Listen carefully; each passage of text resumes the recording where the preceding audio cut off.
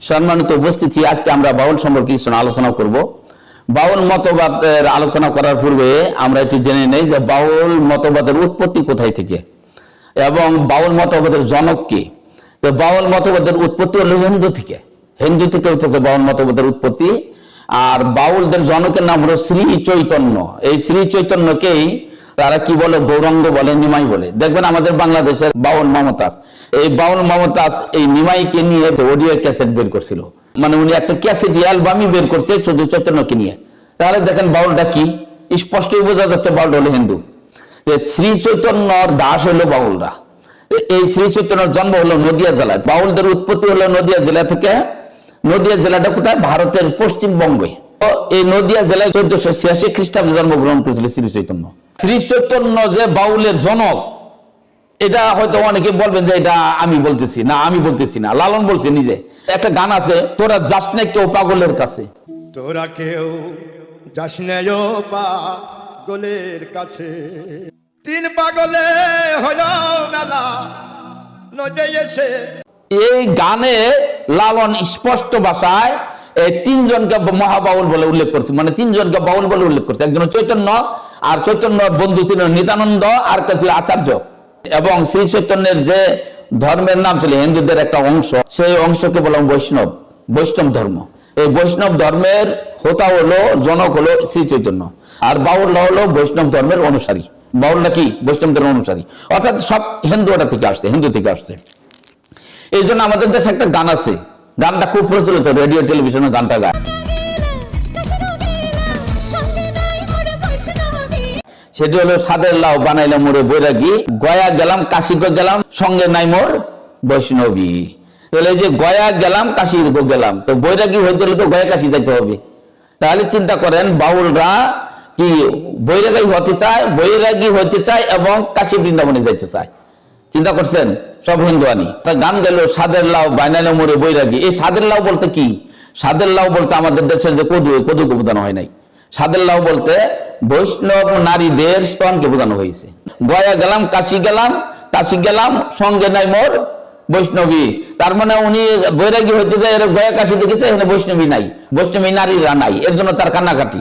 বাউলরা যে কত নিকৃষ্ট জাত, মানে পৃথিবীতে যত নিকৃষ্ট জাত আছে, সবচেয়ে নিচু এবং সবচেয়ে নিকৃষ্ট জাত, তার নাম হলো বাউল। বাউলের চেয়ে নিকৃষ্ট জাত পৃথিবীতে নাই।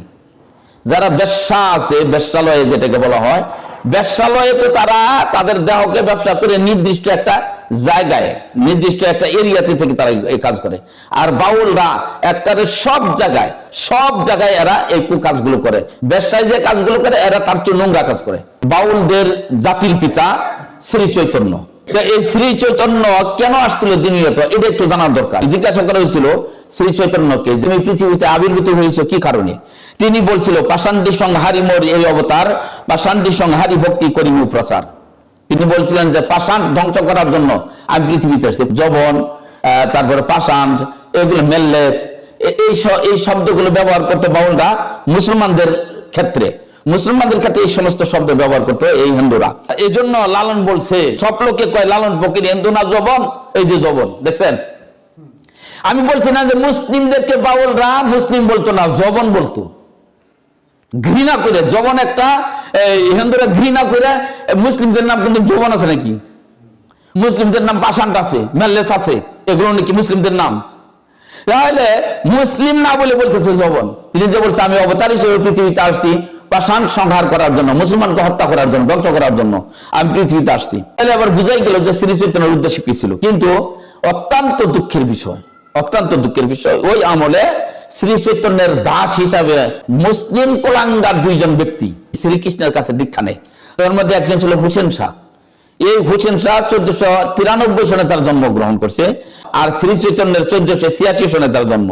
এই হুসেন শাহ শ্রী চৈতন্যের দীক্ষা গ্রহণ করার পরে এত নিকৃষ্ট কাজ করছে যে চৈতন্য মতবাদটাকে চালু করে দিছে এই মুসলমান কুলাঙ্গার, এই মুসলিম কুলাঙ্গার। এবং এই কুলাঙ্গারের অনেক ইতিহাস, এগুলো অনেক সময়ের দরকার, আমি সংক্ষিপ্তভাবে বলছি। এই হুসেন শাহ তার মন্ত্রী পরিষদের ভিতরে এই বৈষ্ণব ধর্মের লোকদেরকে ঢোকানো শুরু করছে এবং আলেম ওলামাদেরকে হত্যা করছে। এই জন্য দেখবেন হুসেন শাহর প্রশংসায় পঞ্চমুখ হিন্দুরা। নিপ্রতি হোসেন শাহ হয়ে মহামতি, পঞ্চমে বড় তেজার পরম সুখ্যাতি, অস্ত্র শাস্ত্র সুপণ্ডিত মহিমা অপার, কলিকালে হব যেন কৃষ্ণ অবতার। হোসেন শাহ সাধারণ কোনো ব্যক্তি না, ইনি হলো কলিকালের অবতার। হিন্দুরা তাকে কলিকালের অবতার হিসেবে তাকে সম্মান করত, শ্রদ্ধা করত। এই হলো অবস্থা। তারপরে আরেকজন ব্যক্তি ছিল মুন্সি আব্দুল্লাহ। এই ভণ্ড অল্প জ্ঞান নিয়ে শ্রী চৈতন্যের সাথে তর্ক করতে গেছে, যে ওইখানে হাইরে গেছে, বাজে হাইরে দেওয়ার পরে তর্কে হাইরে দেওয়ার পরে শেষ পর্যন্ত এই শয়তানে যে কি করছে, শ্রী চৈতন্য দীক্ষা গ্রহণ করছে। শ্রী চৈতন্য তার নাম রাখছে জবন হরিদাস।